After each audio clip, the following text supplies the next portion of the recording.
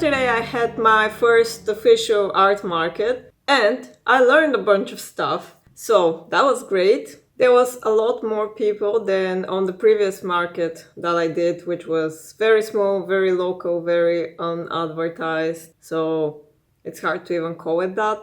But this was at a very touristy area.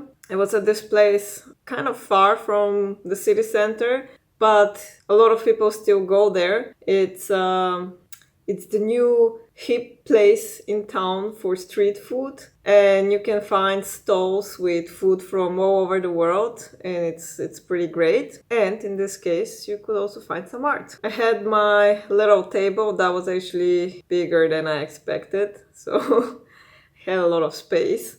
And it was also nice to see what the other sellers were doing, how they're setting up their tables, how they present their products. And also after the market was done, it was pretty fun to just walk around and see what is there. Had a little dinner date. It was very pleasant. And I also have a full page of notes that I took for myself for how to improve for my next market in 3 weeks' time. So hopefully next market will happen because it's supposed to be open air, so if it rains it's not going to happen.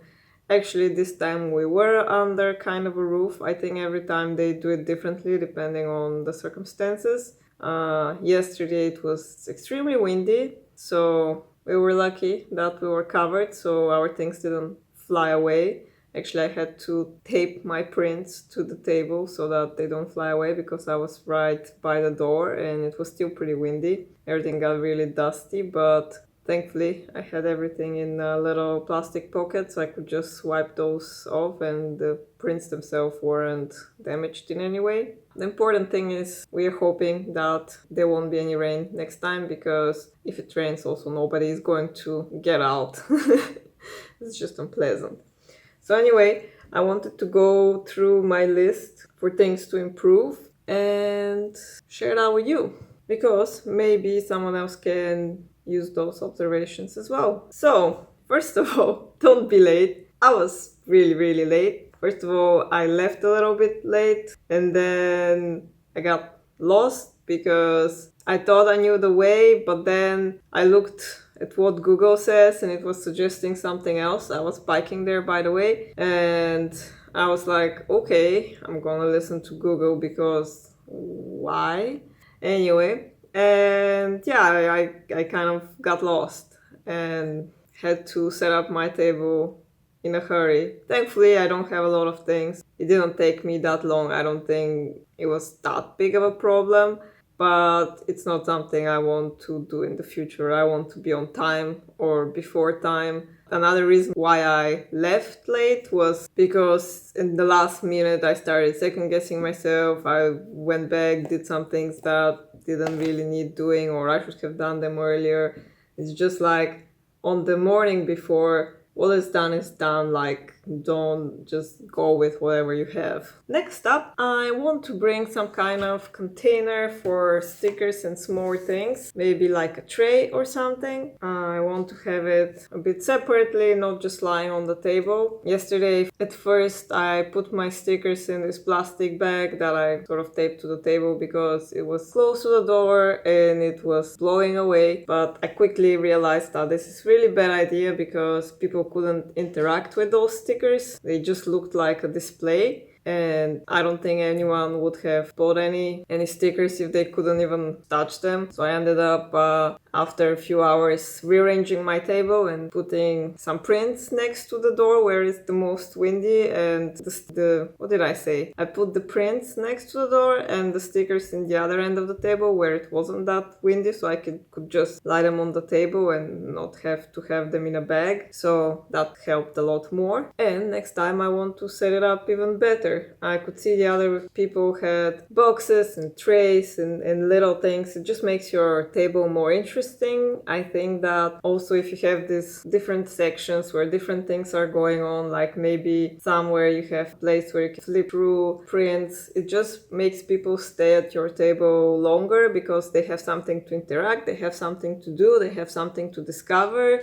it's much more interesting and it's much more fun experience for them as well. So definitely have to make my table more fun, not just flatly lay everything on the table. I think that's boring. Next up, I saw a lot of people had little plant just as decoration or little bouquet or something. I actually thought about that, but since I thought that we're going to be outside and I knew it's going to be a very windy day, I didn't want to bring that because I thought that it's just going to be pain to keep. Yeah, I was thinking of a bouquet, not a plant, potted plant. But next time, for sure, I'm going to bring one, even if the weather for some reason doesn't allow it and I end up not using it. I'm going to bring it so I have it as an option, because if I had that yesterday, I totally could have used it. And since all my prints were of plants and flowers, it would have just reinforced the brand, so to say, even better. So yeah, bring plants, because we all love plants, I assume. I mean, if you're looking into plant prints, you probably like plants.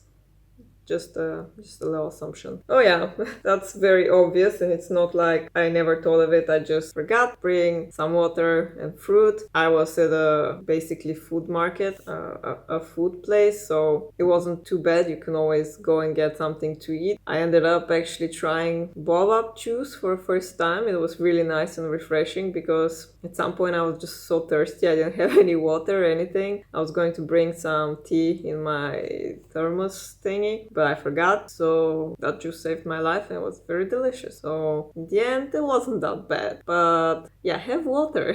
Oh yeah, also something that someone suggested me is to have a bowl of like free candy to, seduce children and to adults. I've seen people do that and I think it's nice, so I might do it. Another thing I thought of, and it's again about how to set up the table. I was thinking of this IKEA idea where, you set up the things sort of in an inspirational way, the way you will see them in a home. I did have prints framed and kind of arranged, but not with too much thought. So I thought that maybe one corner of the table I can set up as a little corner that might exist in somebody's home with like few prints, some kind of little decoration piece, maybe plant, just to make it look like, hey, look, this could be your home. Also, I think it would be fun to have, as I kind of mentioned already, a little more dimension to the setup of the table, have maybe like different levels, have like a box. I have these boxes so I can just bring my own stuff. I don't need to buy anything. But